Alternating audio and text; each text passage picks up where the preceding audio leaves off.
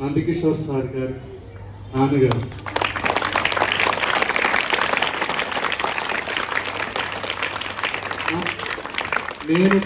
నేను fifth class చదువుకునేటప్పుడు మా ఊర్లో ఒక్కరే సార్ ఉండేవారు, వారే సార్ గారు. మా స్కూల్కి ఒక్కరే సార్ ఉండేవారు.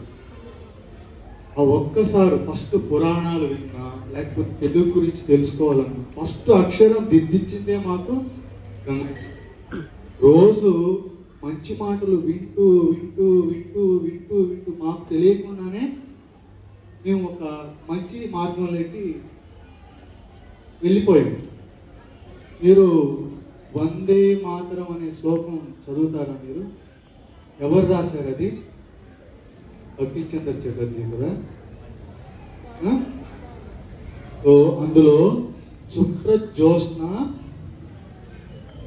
పులకితయామిని